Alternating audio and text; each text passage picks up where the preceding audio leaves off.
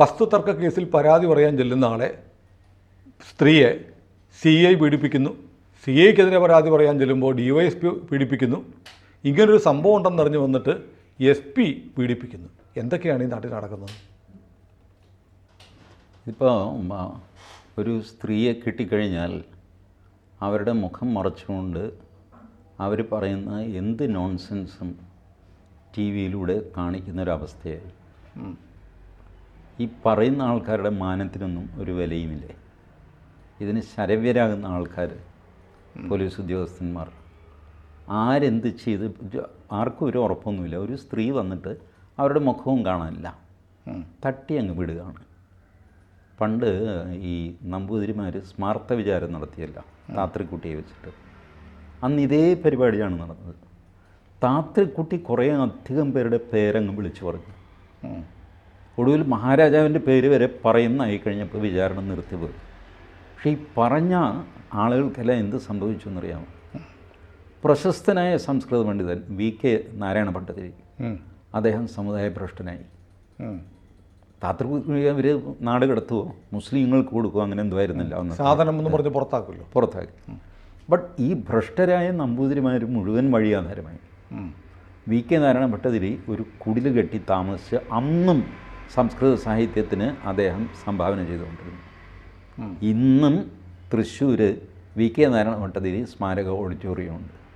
ഭ്രഷ്ടനായിരുന്നു താത്രിക്കുട്ടിയും പേര് പറഞ്ഞതിൻ്റെ പേര്. VK നാരായണ ഭട്ടതിരിയുടെ ഭാഗം അവിടെ കേൾക്കുന്നില്ല. ഈ പെണ്ണ് ആരുടെയൊക്കെ പേര് വിളിച്ചു പറയുന്നു അവരെല്ലാം സമുദായ ഭ്രഷ്ടരാകുകയാണ്. ഇല്ലത്തുനിന്ന് ഇറങ്ങിപ്പോണം, എവിടെയെങ്കിലും പോയി ഒറ്റയ്ക്ക് ജീവിച്ചോളണം. നാരായണ ഭട്ടതിരി സംസാരിച്ചു. വാക്യാർത്ഥ സദസ്സിൻ്റെ ഉസ്താദായിരുന്നു നാരായണ ഭട്ടതിരി.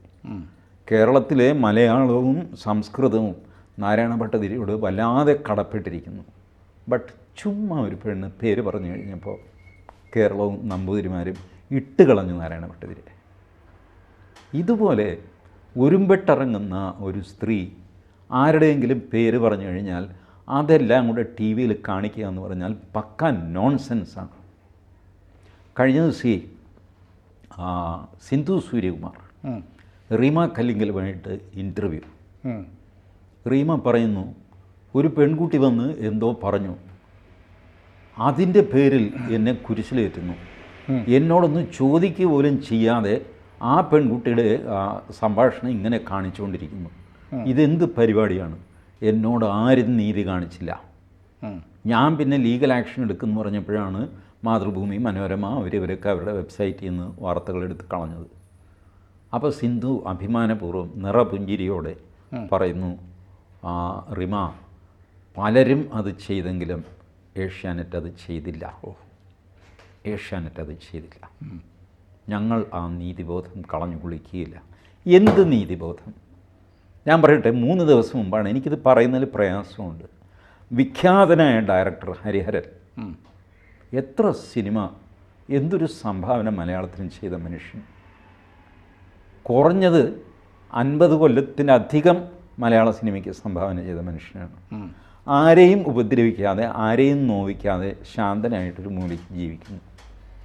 ആ മനുഷ്യനെ പറ്റി ഒരു പുരുഷൻ വന്ന് പറയുന്നു, സ്ത്രീയുമല്ല, പുരുഷൻ പറയുന്നു, ഇദ്ദേഹത്തെ അടുത്ത് പണ്ട് ഞാനൊരു പെൺകുട്ടിയെ കൊണ്ടുപോയപ്പോൾ ആ പെൺകുട്ടിയോട് ഇദ്ദേഹം പറഞ്ഞു, സിനിമയിൽ അഭിനയിക്കണമെങ്കിൽ ഇതുപോലത്തെ കാര്യങ്ങൾ ചെയ്യേണ്ടി വരും, തയ്യാറാണോ എന്ന് ചോദിച്ചു. പറ്റില്ല എന്ന് പറഞ്ഞു. ആ കുട്ടി പോയി എന്ന് പറയുന്നു. പണ്ട് എന്ന് വെച്ചാൽ എപ്പോൾ? ഏത് പെൺകുട്ടി? ആ പെൺകുട്ടി ഇത് പറയുന്നില്ല. ബട്ട് ഈ ആണിനെ വെച്ചിട്ട് ഹരിഹരൻ സാറിനെ താറടിക്കാൻ ഒരൊറ്റ ചാനലിനും ഒരു മടിയും ഉണ്ടായില്ല. ഏഷ്യാനെറ്റ് കൊടുത്തു കാണത്തില്ല. കൊടുത്തു. ഏഷ്യാനെറ്റാണ് ആദ്യം കൊടുത്തത് ഏഷ്യാനെറ്റാണ്. സിന്ധു സൂര്യകുമാർ സമാധാനം പറയട്ടെ, റീമ കല്ലിങ്കലിന് കിട്ടുന്ന ന്യായം ഹരിഹരൻ സാറിന് കിട്ടണ്ടേ? അദ്ദേഹം മനുഷ്യനല്ലേ, എത്ര റെപ്യൂട്ടേഷനുള്ള ആൾ. അദ്ദേഹത്തെ പറ്റിയുള്ള ഈ അപവാദം ഒരു മനുഷ്യൻ വിശ്വസിച്ചിട്ടില്ല എന്ന് എനിക്ക് ഉറപ്പാണ്. ഒരു മനുഷ്യൻ വിശ്വസിച്ചിട്ടില്ല.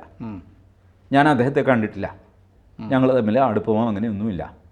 ബട്ട് ഹരിഹരൻ എന്ന് പറയുന്ന അദ്ദേഹത്തിൻ്റെ ഒരു ചരിത്രം എനിക്കറിയാമില്ല.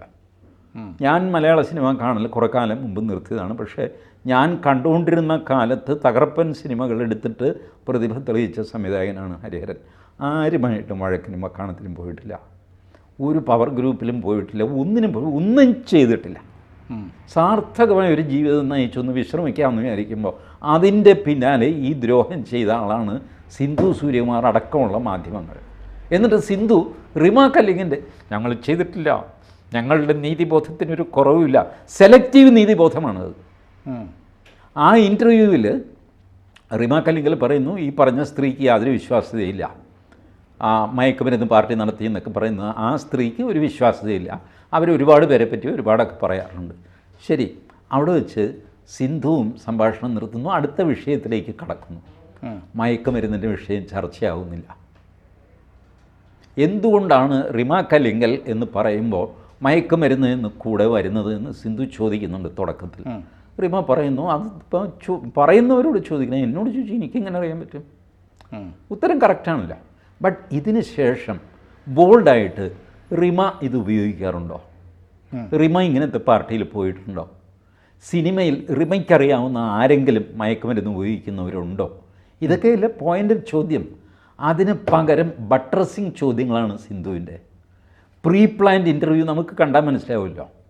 പ്രഭാവർമ്മ പിണറായി വിജയനെ ഇൻ്റർവ്യൂ ചെയ്യുന്ന പോലൊരു ഇൻ്റർവ്യൂ, അത്രയും വലിയ വ്യത്യാസം ഇവർ തമ്മിലില്ല. ബട്ട് സിമ്പത്തറ്റിക് ആയിട്ടുള്ള ഇൻ്റർവ്യൂ, കുഴപ്പം പിടിച്ച ഒരു ചോദ്യവുമില്ലാതെ റിമയെ രക്ഷപ്പെടുത്തിയെടുക്കാനുള്ള ഇൻ്റർവ്യൂ ആയിട്ടേ എനിക്കത് തോന്നിയുള്ളൂ. രക്ഷപ്പെടുത്തിയെടുക്കാനും മാത്രം ഏതെങ്കിലും കുഴപ്പത്തിൽ റിമ പെട്ടോന്ന് എനിക്കറിയില്ല.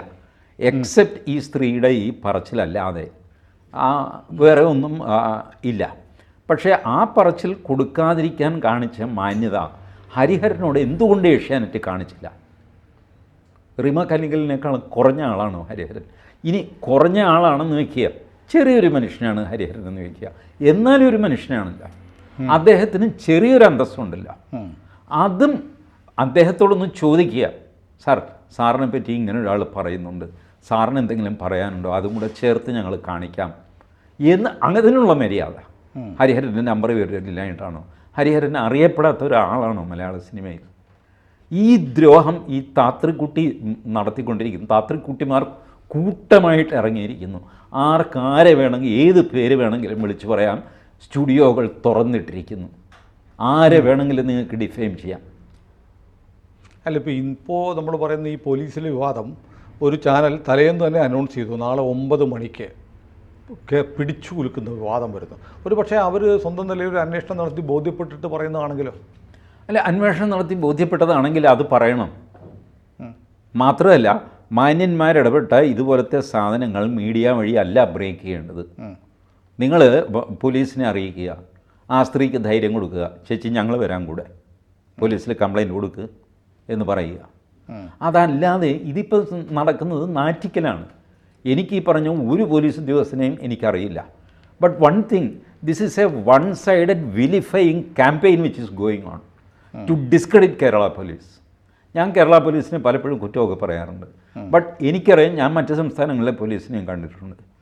നമ്മൾ കേരള പോലീസിൻ്റെ അത്രയും എഫിഷ്യൻസിയുള്ള പോലീസുകാർ കുറവാണ്. അവിടെ ഇവിടെയൊക്കെ ഉണ്ട് കേട്ടോ, ഡൽഹിയിലുണ്ട്, 2 സ്ഥലത്തൊക്കെ ഉണ്ട്.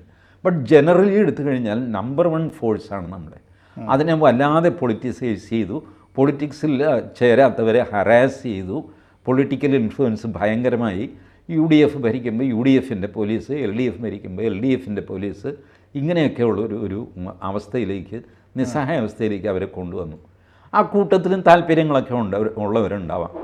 അവരെ കണ്ടുപിടിക്കുകയോ ശിക്ഷിക്കുകയോ ഒക്കെ വേണം. ബട്ട് ഇപ്പോൾ സംഭവിക്കുന്നത് പോലീസ് സേനയിൽ കൊള്ളാവുന്ന ആരുമില്ല എന്നുള്ള അവസ്ഥയായി. ADGP പൂണ്ട കള്ളനാണ് എന്ന് അൻവർ പറയുന്നു. എന്താ കാര്യം? ADGP കള്ളനാണ് എന്ന് വേറൊരു പോലീസുകാരൻ പുള്ളിക്ക് ഫോൺ ചെയ്തപ്പോൾ പറഞ്ഞു. ആ ഫോൺ റെക്കോർഡാണ് തെളിവ്. ഇതെങ്ങനെ തെളിവാകും? നരേന്ദ്രമോദി കള്ളനാണെന്ന് ഫോൺ സംഭാഷണത്തിൽ ഞാൻ സുനിലിനോട് പറഞ്ഞു. ആ സംഭാഷണം സുനിൽ പുറത്തു വിടുന്നു. ഉടനെ നരേന്ദ്രമോദി കള്ളനാകുമോ? ഈ what a nonsense. And this is being swallowed by everybody.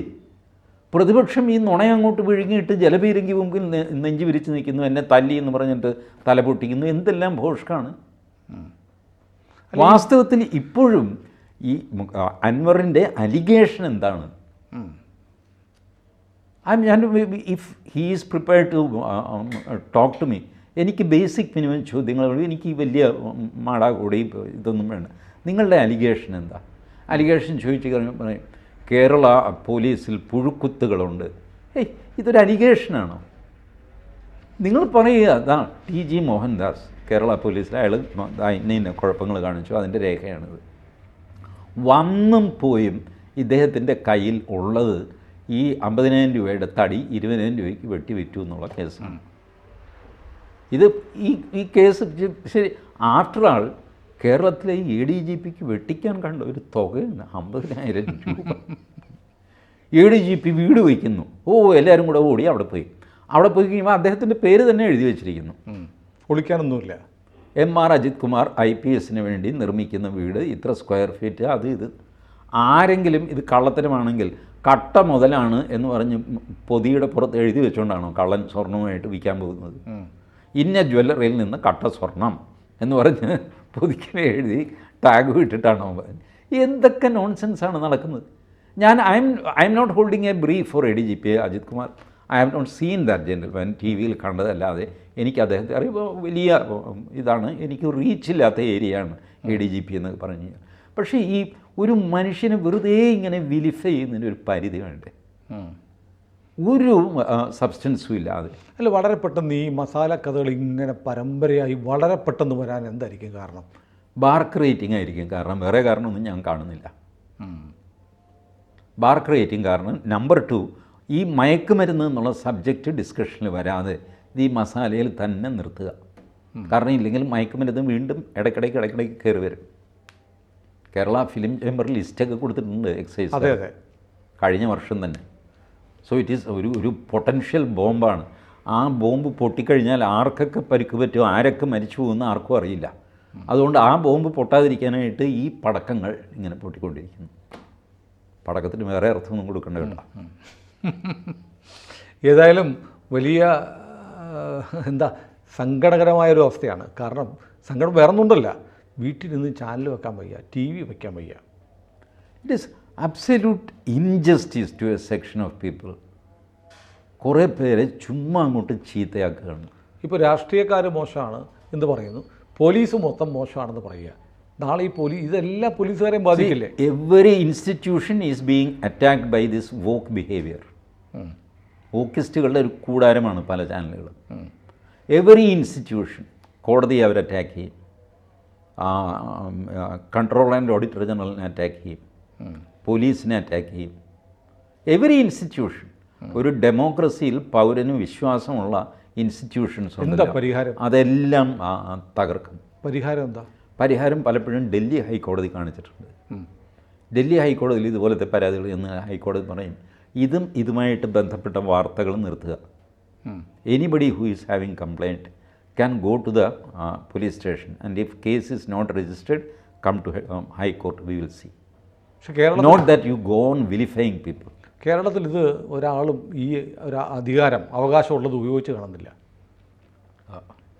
May be ചിലരൊക്കെ ഉണ്ടല്ലോ, ഇത് കോടതിയിലൊക്കെ പോയി കഴിഞ്ഞാൽ കൂടുതൽ വഷളാകും എന്ന് വിചാരിച്ചിട്ട് 2 ദിവസം കൊണ്ട് ചത്തുപോകുന്ന വാർത്തയാണല്ലോ എന്ന് വിചാരിക്കും. മാത്രമല്ല ഇതിൻ്റെ അപകടം നോക്കൂ, കുറച്ച് ദിവസം കഴിയുമ്പോൾ ഈ പറഞ്ഞ ഒറിജിനൽ സാധനം വന്നാൽ പോലും ആരും വിശ്വസിക്കാതെയാകും. അതാണ്, എല്ലാവരും കള്ളന്മാരായി കഴിയും. പിന്നെ നാണം എന്ന് പറയുന്നത് ഇല്ലല്ലോ, എന്തെങ്കിലും പറയട്ടെ. ബട്ട് പോലീസ് സേനയിൽ ഇപ്പോഴും ഒരു അച്ചടക്കവും സംഗതിയുണ്ട്.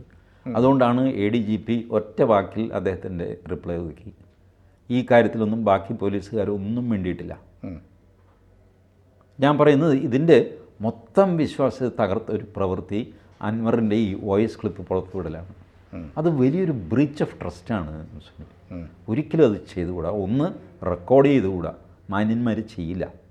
ഇനി റെക്കോർഡ് ചെയ്തെങ്കിൽ തന്നെ ഓട്ടോ റെക്കോർഡായിപ്പോയി, ആയെങ്കിൽ നിങ്ങളത് ഡിലീറ്റ് ചെയ്യാൻ. അത് നിങ്ങളുടെ ഒരു ഗെയിനിന് വേണ്ടിയിട്ടും ആ വോയിസ് ക്ലിപ്പ് ഉപയോഗിക്കരുത്. നിങ്ങളുടെ വിശ്വാസമാണ് അതോടെ തകരുന്നത്. ഇപ്പോൾ തലയ്ക്ക് എന്തെങ്കിലും വെളിയുള്ള ആരെങ്കിലും അൻവറിനോട് ഇനി സംസാരിക്കും റിസ്ക് എടുത്തിട്ട്? അതെ, നോ. കൂടുതൽ വാർത്തകളും വിശേഷങ്ങളും നിങ്ങളിലേക്ക് എത്താൻ ABC മലയാളം സബ്സ്ക്രൈബ് ചെയ്യുക, ബെൽ ബട്ടണും അമർത്തുക.